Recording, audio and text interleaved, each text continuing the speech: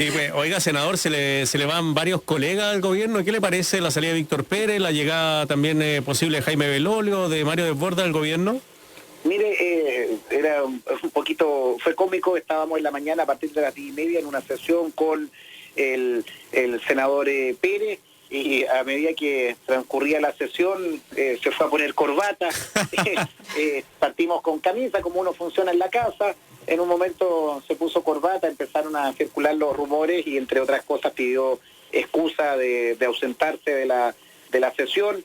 Iba algo que él señalaba que al parecer todos sabían, o los medios, y bueno, agradeció el ambiente de la Comisión de Constitución. Yo he estado en ambas cámaras, en la Cámara de Diputados, en el Senado, y la verdad que en la Cámara Alta, en el Senado, se hacen discusiones muy duras, muy fuertes, pero hay un buen ambiente. La semana pasada fue muy tensa la discusión del 10%. Alaman y Pérez defendieron, como todo el gobierno, el rechazo al 10%, pero yo quiero destacar que será en una discusión política, cada uno representa una visión ideológica. Yo soy socialista, Víctor representa a la UDI, Andrea a RN, pero creo que se dan buenas discusiones políticas, y bueno, al parecer efectivamente partió a la moneda Víctor Pérez, que de acuerdo a todas las indicaciones que se señalan sería el próximo ministro del Interior.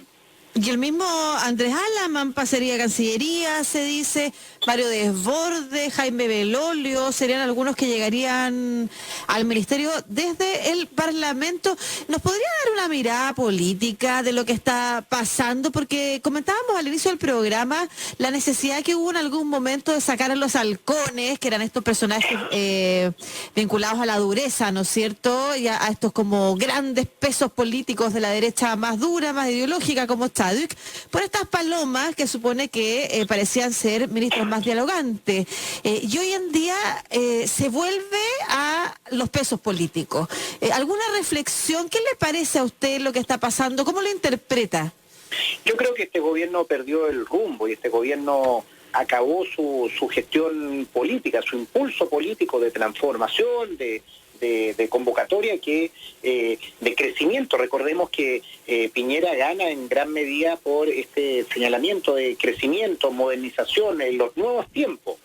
Y claramente eso se acabó ya hace tiempo, y esto ya es la prueba de fuego. En definitiva, Piñera llama a sus halcones, llama a sus viejos tercios del Parlamento para reforzar y poder terminar su mandato. Si uno observa, Lucía, Marcelo, es parecido también a su primera administración. Recordemos que hacia el final convocó a Alaman, convocó a Longueira, convocó a Matei, de los que recuerdo, a Chadwick, convocó a varios parlamentarios precisamente para darle fuerza o para terminar su mandato, cuando una serie de ministros y ministras que habían pasado desde el comienzo fueron absolutamente irrelevantes. Yo creo que Piñera sigue sin comprender efectivamente esta sociedad, y creo que lo más grave, algo que no tiene que pasar desapercibido hoy día, la UDI siendo el partido más importante del gobierno, aparece el día de ayer, y hoy día en las noticias, convocando a un programa de privatización de empresas, de Codelco, Televisión Nacional, un discurso que difícilmente comprenderlo tan desapegado de la realidad, de lo que ocurre en este país. Yo no espero que la UDI, que la derecha tenga un planteamiento similar a alguien. Yo milito en la izquierda, milito en el Partido Socialista, pero uno tiene que constatar datos. Por ejemplo, hoy día, siendo 28 de julio, ¿quién no puede comprender que el sistema de FP colapsó? Podemos diferir hacia dónde vamos, cuál es el modelo distinto, pero que las FP colapsaron, eso es del porte de una catedral. Entonces yo creo que hay sectores en este país que no quieren ver esa realidad, y creo que esa opinión, esa mentalidad, esa óptica ha capturado también al presidente Piñera, quien siempre fue un apostador, fue un tipo hábil desde el punto de vista de acción política. ¿Puedo afinar una cosita ahí, senador? Eso es lo que preocupa, que se vuelva a tensionar la relación, que este ministerio, o sea, este nuevo gabinete, lo que haga es reforzar una posición mucho más dura que la que requiere el país. Bueno, que ahí es donde está la apuesta. En definitiva, este gobierno lo que quiere es salvar los muebles, gobernar para echadura, digamos, apatronada que existe en este país, y les va a hablar a ellos, le va a hablar a su electorado más duro, no le habla al 40 y tantos % o a la mayoría que el presidente ganó. El Piñera ganó recordemos eso también, aquí habrá mucho arrepentido, pero Piñera ganó democráticamente, ganó por una contundente mayoría en las elecciones hace 3 años. Entonces, claramente el país cambió. Hay que hacer un diagnóstico distinto, y creo que ahí se equivoca Piñera o se equivocan sus asesores de apostar a la dureza, a la intransigencia, al fortalecer el modelo. Yo creo que aquí tiene que haber un gran pacto, una gran visión de lo que viene hacia adelante, leer que en el plebiscito de octubre va a ganar el apruebo y que nos abrimos a una sociedad en la cual hay que comenzar a construirla entre todos. La Constitución es un gran momento de sentarse a la mesa y decir, mira, aquí desde una hoja en blanco construyamos el Chile que nos va a regir del 2020 al 2050. Y eso creo que es una oportunidad para todos los sectores, para todos los actores que quieren incidir en este país, y no simplemente los sectores que de repente quieren conservar y no mover nada. Si ese es el problema, cuando la derecha se vuelve conservadora, se vuelve anquilosada, creo que es tremendamente retardataria para el desarrollo del país. Claro, pero esa es la derecha que llega, senador de Urresti, al gobierno. Hablamos del senador Alamán, Víctor Pérez, que lleva desde el 89 en el Parlamento. También, Jaime Belolio, que ha manifestado las últimas semanas que cambió del apruebo al rechazo. O sea, como decía usted, ¿llegan a defender lo que queda del modelo, cree usted? ¿O a darle gobernabilidad y respaldo de la derecha más dura del gobierno del presidente Piñera? Yo creo que llegan a salvar los muebles, llegan a salvar lo que digo, ese 15-20% de la derecha dura, y a terminar este gobierno. A mí me gustaría ver una derecha mucho más aperturista, más moderna, que entiende que viene un nuevo Chile, que hay una sociedad distinta, más tolerante en una serie de aspectos, en materias valóricas, en materias de economía, y no gente que todavía le sigue prendiendo vela a las AFP. O sea, si alguien, como tenemos a esta derecha nostálgica, quiere todavía prenderle vela a las AFP, prenderle vela a las ISAPRE, prenderle vela a las privatizaciones, es que están absolutamente trasnochados. Yo creo que les va a pasar por arriba la historia, y ojalá la ciudadanía tenga clarito, anote en su libretita, anote en su diario de vida, anote ahí en el calendario, en la pared, quienes votaron por el sí en este retiro del 10%, quienes quieren privatizar Codelco. Me alegro mucho, veía recién un Twitter del diputado de la UDI de Rancagua, Isacor, a quien conozco, un tipo, buen diputado, puso un Twitter que la declaración de la UDI a él no lo representa y que él no está por privatizar Codelco. Me parece muy bien. Él representa, además, hay un distrito minero donde está el teniente, y donde se sabe en lo que ha aportado Codelco desde el año 71, desde la nacionalización del cobre por el presidente Allende, lo que ha significado como viga maestra, como un patrimonio fundamental para el Estado. Entonces, yo creo que aquí hay un sector de la UDI nostálgico, conservador, que quiere con mano firme tratar de conservar y ordenar y conservar sus privilegios, pero espero y confío que la sociedad es más sabia y seguirá abriéndose espacio. Bueno, senador, uno de los espacios que se vienen de apertura para la ciudadanía es el plebiscito de octubre, en un contexto sanitario complejo. No se sabe en realidad si van a estar las condiciones para que se efectúe según los parámetros habituales de realizaciones de procesos electorales en Chile. Y en ese contexto se enmarca su proyecto de ley. No sé si nos puede explicar un poquito de eso. Mire, estaba justamente antes de entrar a la radio en un Zoom con la presidenta del Senado y con el director del CERVEL, Patricio Santamaría, distintos académicos, el PNUD, diputados académicos, viendo de qué manera nosotros estructuramos un plebiscito seguro, que genere convocatoria, que genere seguridad, que no genere contagio y que genere además la tranquilidad de poder ir a sufragar por la opción que uno elija. Y la legitimidad del proceso, además, por una participación amplia. Correcto, que no se vea limitado por eso. Entonces, presentamos un proyecto junto a un conjunto de senadores para tener un plebiscito. Nosotros planteamos la idea de hacerlo en 2 días, de poder hacerlo sábado y domingo. Recibimos varias opiniones y en esto uno no tiene que enamorarse de sus proyectos y creer que su proyecto es el mejor. Algunos elementos que a mí me hacen pensar y reevaluar esa situación. Me decían, mire, si bien se van a aglomerar menos gente, pero tú tienes que repetir la misma cantidad, que son miles de personas, los apoderados, los vocales, el personal de Fuerzas Armadas que está custodiando. Entonces tú tienes mayor exposición, lo que por un lado ganas en materia de no aglomerar al votante en general, lo expones en la cantidad de personal que funciona directamente en el proceso. ¿Qué es lo que surgían como alternativas? Tener más locales, distribuir en mayores establecimientos educacionales o de otra naturaleza en las ciudades, poder establecer preferencia o alguna votación más particularizada en relación a los adultos mayores, establecer obviamente mi cortina, tener una dotación aumentada de lápices, poder aumentar el horario de votación, que en definitiva comience antes y tú lo puedas prolongar, no sean solo las 8 horas que históricamente existían. Poder contar con transporte público, no solo rural. El Ministerio del Interior siempre ha dispuesto, y yo le hablo desde la región de Los Ríos, ciudad de Valdivia, donde hay buses de acercamiento en las zonas rurales, en las zonas alejadas. También que exista transporte público en las ciudades, en los cascos urbanos, donde también de esa manera se pueda desplazar de mejor manera la población, especialmente los adultos mayores o simplemente quienes quieran participar en este sufragio. Entonces, terminamos esta mesa minutos antes de conectarnos a este programa, en la cual vamos a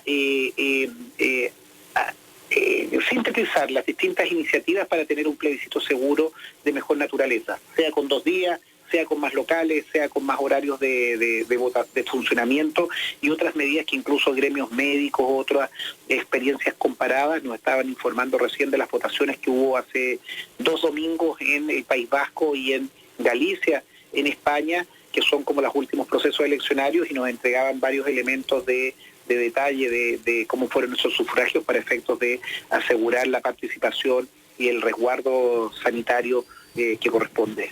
Sí, uno de los temas era el resguardo de las urnas, senador. Las dudas que se podían generar por los resultados. Ese era también uno de los claro, que había. También hay un proceso que incluso se discutía y por eso evaluamos lo de los 2 días, que se decía, mire, usted vota el primer día, el sábado se recuenta, se guarda eso. Eso puede generar un desincentivo incluso para el próximo día, si hay una opción demasiado marcada, tú dices, ¿para qué voy a ir a votar si ya ganó mi opción? En segundo lugar es el resguardo, propiamente tal, la custodia de las urnas, que también tiene una dificultad, se llega a haber algún incidente, se llega a perder alguna. Alguien que quisiera deslegitimar el proceso podría en una localidad aislada tratar de influir sobre eso y con eso contaminar todo el proceso. Yo en esto, Nicolás, siempre he dicho algo que uno no observa si es que no lo ve o no lo compara con otros países.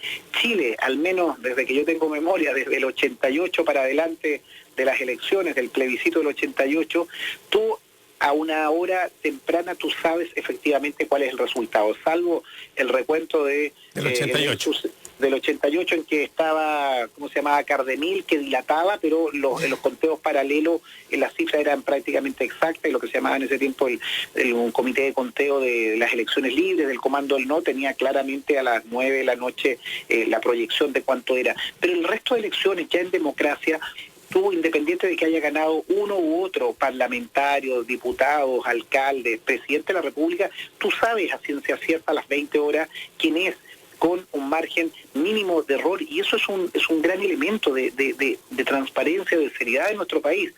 Tú no impugnas, tú no te entra la duda, más allá en algún concejal o en algún lugar, una cosa muy estrecha, porque el procedimiento es claro, es transparente, se ubican en las puertas de cada local de votación, el resultado de cada mesa, eso va a un consolidado, el Ministerio del Interior lo sube, y cuando se informa, tú das fe. Entonces tenemos que seguir avanzando con eso, que no exista duda, que no exista cohecho, que no exista intimidación, que no exista presión sobre lo que uno vota, un voto secreto, informado, seguro.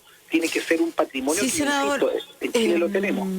Pero un poco como decía Marcelo, vuelvo a la pregunta, porque uno espera que no se hacía, pero hay que ponerse para el peor de los escenarios sanitarios, o para uno muy malo, en el que no sé si las organizaciones sociales están y lo he leído estos días, porque se piense en una nueva fecha y otra vez se postergue el plebiscito, versus a realizarlo en un contexto en el que la participación será muy menor, o que participe y se extrapole más esa realidad, o crezca más esa realidad, se agudice más esa realidad en la que vota un sector de personas privilegiadas del país versus el otro que siempre queda invisible, queda su voz poco representada, que eso es bien importante decirlo también. En Chile el Vitacura vota el 70%, en La Pintana vota el 30%, más o menos. Claro, no sé cómo. Entonces es importante pensar en eso en un contexto de pandemia expandida, si estamos soltando ahora, pensamos en que los rebrotes.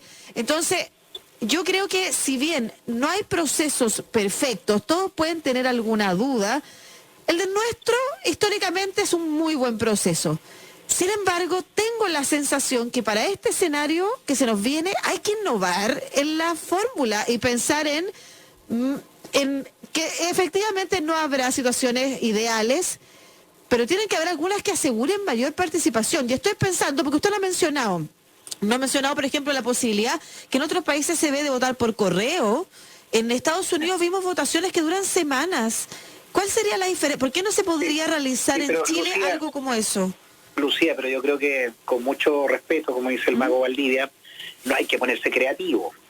O sea, usted no, pero no estoy hablando de inventar la rueda, sí, estoy hablando de cosas que se ven en otros lados. Pero estamos a menos de 100 días del plebiscito. O sea, lo que usted señala respecto del correo o del voto electrónico es algo que es inviable para este proceso el 25 de octubre.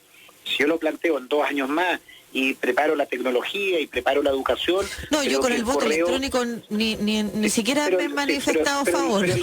Pero el correo es una situación también absolutamente distinta. Hay toda una preparación, hay una educación, hay un trabajo con la empresa de correo, la empresa. A mí me tocó estar el año pasado en la votación de las elecciones generales en España, fuimos invitados por el gobierno y ahí hay una cultura del voto por correo. O sea, son cosas que yo creo que hay que precisar qué podemos hacer y qué no podemos hacer. Yo creo que el voto por correo o voto electrónico son cosas que absolutamente hoy día son inviables. ¿Dónde se puede ganar en legitimidad, en convocatoria? Es eso, más locales. Segundo, mayor amplitud de plazo, no las 8 horas en que muchas veces o tenías problemas en la mañana o tenías problemas en la tarde. Segundo o tercero, transporte público, no solo en los puntos aislados de islas o rural, en Santiago. En Santiago, si se dispone de buses de acercamiento con una frecuencia cada 10 minutos, gratuitos o a un precio rebajado, sin lugar a duda, eso permite acercar. Y segundo, una campaña, o quinto, cuarto, una campaña fuerte de difusión, de llamado positivo, vote, vaya a expresar. Y yo no abandonaría, senador, lo de los 2 días, porque más locales es lo mismo que exponer a más personas. 2 días con rangos de RUT o de edad. Pero ¿qué pasa con los resguardos de los votos? Sí, ese es el tema, yo creo. A eso voy, que estamos en una situación especial. Ok, puede ser que sea muy difícil implementar el correo, yo no estoy de acuerdo con el voto electrónico, pero habrá cosas que hay que implementar, habrá cosas que hay que pensar porque es una situación especial. Yo creo que, Lucía, perdón, senador, el debate es qué hago con los votos del sábado, por ejemplo. Los cuento el sábado y doy cuenta de lo que se votó el sábado y qué pasa el domingo. Es un súper buen debate que dar antes de bloquear la posibilidad de hacerlo. Pero por eso lo que le decía, no hay que enamorarse de los proyectos, de las ideas, y lo que hay que hacer es ponerlas en discusión. En estos Zoom que hemos podido hacer con el servicio electoral, mire, hay distintas realidades. Es distinto votar en La Pintana, es distinto votar en Coquimbo, o es distinto votar votar en Chiloé, claro, donde muchas veces tenemos las inclemencias del clima. Es distinto votar en los lugares donde hay 1 o 2 locales, donde históricamente se ha votado ahí, a cuando se innova en otro. Yo creo que aquí hay que poner mucho talento, mucha flexibilidad y mucha capacidad de ver las distintas alternativas, porque, reitero, elementos como importantes que tú dices, voto en 2 días, dividido en definitiva, somos, no sé, 11 millones, 15 millones que votamos, tú lo divides por 2 y tú dices, obviamente es mejor movilizar por mitades, pero ¿cuánto se moviliza en un día? ¿Cuánto se moviliza en otro? ¿Cuáles son los efectos que pueden estar sobre lo que se llama el llamado a apoyar una determinada medida? Cuando tú dices el sábado se recuentan y gana, no sé, una opción, el apruebo, espero, con 70-30, 80-20, puede que eso desmovilice el día siguiente y termine siendo contraproducente, porque la gente no va a votar, la gente también vota, además de movilizarse porque quiere expresar su opinión, porque quiere ganar, quiere incidir con su voto, que su voto sirva para ganarle a la otra opción.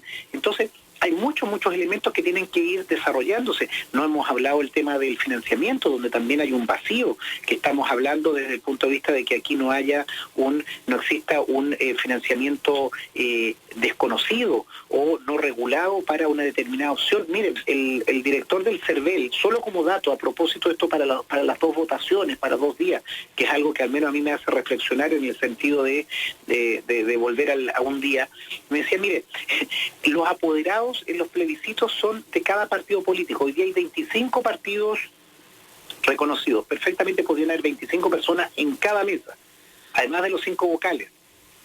Entonces, todo eso lo vas multiplicando por 45.000 urnas. Hay 45.000 urnas. Multiplica eso por la cantidad que los llevas a 2 días. Ahí tienes inconvenientes prácticos, que por un lado, claro, se aglomera menos la gente, pero por otro lado tú tienes la repetición de dos eventos en un mismo local de estas miles de personas. Entonces hay que ir construyendo alternativas. No tenemos mucho plazo porque estas reglas tienen que estar claras. Yo espero en no más allá de 20 días tú sepas cómo hacer, dónde vas a votar. Y aquí creo que también tiene que haber mucha difusión, tiene que haber mucha pedagogía de los medios de comunicación, de quienes estamos en la política, de los canales de televisión, del propio gobierno, de decir, vaya a votar, plebiscito seguro, su voto importa y no se va a contagiar. Se ha descartado, y había un informe también médico sobre las comunas en cuarentena, claro, como tú lo haces en ese sentido. Se acaba de decretar cuarentena en Coquimbo, La Serena, en Puerto Montt, ciudades grandes, capitales regionales grandes. ¿Qué es lo que ocurre con ellos? ¿Cómo salen ese día a votar? Entonces, ¿cómo se constituye el día previo las mesas? Entonces, hay bastante que hacer. Yo espero y deseo que la pandemia vaya cediendo, tengamos menos restricciones desde el punto de vista sanitario, lo cual claramente nos va a asegurar mayor participación y menos temor para ir a votar el día 25. Muy bien, senador Alfonso Urresti, del Partido Socialista de la región de Los Ríos, que le vaya muy bien y bueno, ya va a comenzar el cambio de gabinete, por lo menos ya se están sentando las personas ahí en La Moneda, así que le vaya muy bien, un abrazo grande y muchas gracias por su tiempo. Gracias, para senador. Ustedes también, un gran abrazo y si me permiten, aunque ustedes están en Santiago, hoy día es un día de mucho recuerdo, hoy día es el día del campesino y las campesinas, del aniversario de la promulgación de la ley de reforma agraria, que en este país le cambió la vida a millones de chilenos en el mundo rural. Creo que hay que recordarlo porque son fechas importantes. El día de la promulgación de la ley de la reforma agraria, que se lleva el nombre hoy día del Día del Campesino y la Campesina. Muchas gracias, senador. Un abrazo. Para ustedes, un abrazo. Buen día. Hasta luego. Ya pues, estamos un poquito pasados, las 13:10 de la tarde, ya va a comenzar el cambio de gabinete en La Moneda, estaremos ahí comentando con Lucía lo que vaya a aparecer.